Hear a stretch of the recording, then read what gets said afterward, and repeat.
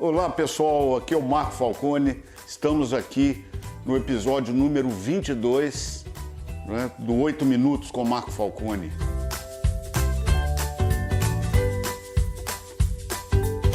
Pessoal, nesse episódio falaremos sobre uma cerveja que talvez tenha revolucionado a história da cerveja artesanal no Brasil. Né? Numa época que no Brasil só se fazia cervejas claras ou escuras, não se pensava em nada que fosse diferente disso. Nós ousamos inovar. Nós fizemos uma cerveja com uma série de conceitos e ideias que realmente depois fomos muito seguidos por outras cervejarias, que nós vimos isso com muito bons olhos, porque precisava realmente haver uma criatividade nesse mercado de cerveja no país. Né? Então, na verdade, a cerveja surgiu de uma associação com o mestre cervejeiro Paulo Schiavetto, recém-formado em Louvain-la-Neuve, na Bélgica, muito apaixonado por cervejas belgas, conheceu a Falck. Na época não tinha ainda aproximação com micro-cervejarias, e nós iniciamos uma amizade muito grande, e ele ficou muito interessado e sugeriu, por que não fazemos uma cerveja belga, né? Então nós resolvemos pegar todos aqueles requintes das cervejas belgas, que é o uso, por exemplo, de garrafas de champanhe, né? Então a Monastério, para você ter uma ideia, ela é embalada em garrafas de champanhe reserva, arrolhada como os espumantes, e alguns detalhes ainda que eu vou contar, que são surpreendentes, né? Então nós desenvolvemos a Monastério, tivemos como base as receitas dos monges carmelitas do século XIX, fizemos um rótulo que leva ao formato de uma janela de um mosteiro carmelita, né? Todos os detalhes são observados aqui. Nós temos o mongezinho segurando uma taça gravada em ouro, e todas elas são numeradas, tá? Todas saem com o número de série, porque é uma bebida exclusiva, com uma produção extremamente limitada, e esse ano nós inteiramos 14 anos de lançamento da Monastério, com sucesso tremendo, com um sucesso muito grande e com uma das referências mundiais da bebida. Vira e mexe, a gente pega um livro internacional onde a gente acha menções ou fotografias da Monastério. O que é a cerveja? A cerveja, ela é uma Belgian Strong Ale, subestilo triple. Ela leva na sua fabricação malte de trigo, malte de aveia, malte de cevada, leva ainda algumas especiarias que são muito comuns na escola belga de cervejas, né? Como, por exemplo, a semente de coentro e a casca da laranja azeda, que é o curaçao. Realmente foi uma coisa inovadora. É uma cerveja que tem 9% de álcool e ela é muito interessante de ser bebida em taças que permitem o aquecimento com as mãos, porque à medida que ela vai aquecendo, ela vai explodindo aromas e sabores. É uma coisa fantástica, tá? A gente aconselha a harmonização com pratos agridoces, porque ela nos traz um sabor de pêssego, né? Ao mesmo tempo que traz um leve amargor, ao mesmo tempo que traz aquele conteúdo maltado, né? Então, os pratos agridoces vão ser muito felizes nessa harmonização. E eu recomendo, inclusive, para uma harmonização mais rápida, o queijo brie com damasco. O que nós vamos ter aí? Nós vamos ter dois tipos de harmonização. A harmonização por semelhança, onde nós estamos falando do gosto do damasco se assemelhar ao do pêssego, que está na cerveja, e por corte, que no momento que nós temos o queijo extremamente gorduroso, que é o queijo brie, e a cerveja mais alcoólica, o álcool corta a gordura do queijo. Então a sensação é extremamente prazerosa. Mas a história da Monastério não para por aí. Nós temos aqui, por exemplo,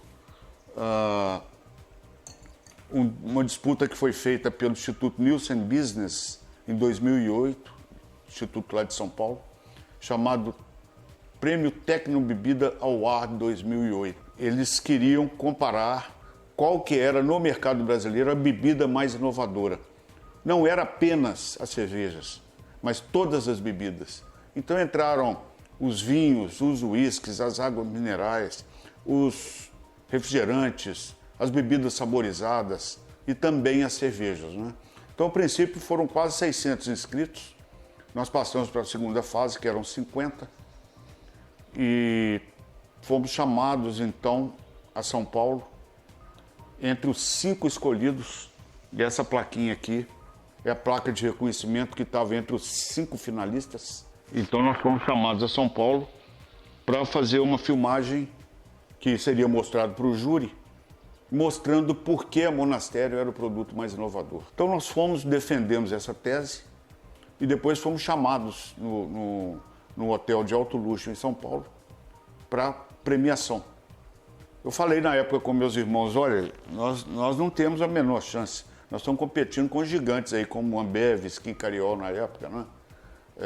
Dificilmente nós vamos ganhar esse prêmio, mas só de estar entre os 5 colocados já é uma grande vantagem. Então anunciaram o 3º lugar, realmente não éramos nós. Reforcei para meus irmãos, não fiquem com esperança. Chamaram o 2º lugar, não éramos nós. Quanto mais sermos os primeiros, né? E de repente fomos, quando foi mencionar o 1º lugar, cervejaria Falck Beer com a Falck Triple Monastério. E ganhamos então o prêmio Tecnobebida ao Ar 2008, produto mais inovador. E qual que foi a tese que eu defendi para provar que a Monastério era o produto mais inovador? Como mais inovador? Se nós estamos trabalhando com uma receita do século XIX, se nós estamos trabalhando com uma tradição tão antiga, mas nós defendemos a tese que resgatar tradição também é inovação. E assim fomos vencedores. Pessoal, eu não poderia deixar de falar sobre uma das místicas da Monastério, que ela é reconhecida hoje até mundialmente, também por ficar numa adega subterrânea pelo período de 45 dias ao som de canto gregoriano. Muita gente acha que isso aí é marketing que a gente quer promover da Monastério, mas não é isso. Trata-se de um estudo científico. Eu tenho aqui um livro chamado O Canto Gregoriano, que ele fala sobre a cura sobre o canto gregoriano. Esses estudos mostram que algumas comunidades de monges na Europa, quando o canto foi abolido no final dos anos 60, adoeceram sem o uso do canto gregoriano nos rituais. E tem estudos também que mostram regressão de câncer de mama com o uso de canto gregoriano. O que acontece, pessoal? Isso aí é mágica ou é uma coisa milagrosa? Não, isso é ciência. O canto gregoriano, ele não tem nem as primeiras nem as últimas notas, portanto a onda é extremamente suave. Ele trabalha numa frequência de 2.500 Hz. Essa vibração muda o metabolismo celular. É isso que acontece quando você aplica o canto gregoriano.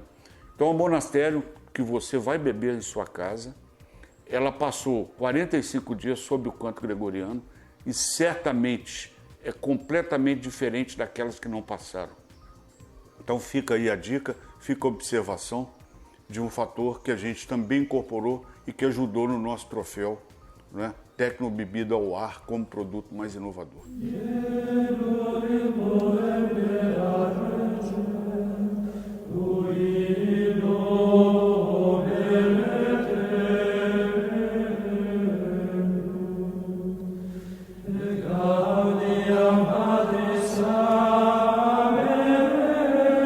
Agora nós vamos para a segunda etapa, nós vamos abrir uma monastério com o sabre. E aí vocês não tentem repetir em casa sem me consultarem antes, porque existem técnicas especiais. Pessoal, agora nós vamos fazer um ritual que é muito comum quando a gente recebe visitas aqui na Falck, que é o ritual da sabragem, da monastério, né? Ele é feito por 2 motivos, né? Primeiro, para homenagear os nossos ilustres visitantes que estão aqui, e a gente repete o ato de Napoleão. Napoleão Bonaparte que inventou a sabragem. Todas as vitórias que ele conseguia, que ele obtinha, ele sabrava uma champanhe para homenagear suas tropas. E a gente sabra uma monastério para homenagear nossos visitantes. Esse é o principal motivo. O segundo motivo é que se alguém falar que não gostou, ó. Então, pessoal, o sabre é essa espada, tá? É uma espada que chama sabre por causa do formato dos dentes do tigre, dente de sabre, né? Então nós temos aqui o ato de abrir a garrafa com ele. Na verdade, o que vai acontecer? Vai acontecer uma ruptura do gargalo da garrafa né? E com uma pressão de mais de 400 quilos, 400 bar que tem aqui dentro dessa garrafa, nós teríamos a expulsão de qualquer caco de vidro, até bactéria expulsa aqui que não fica nada. Nós faremos então a sabragem e serviremos os copos.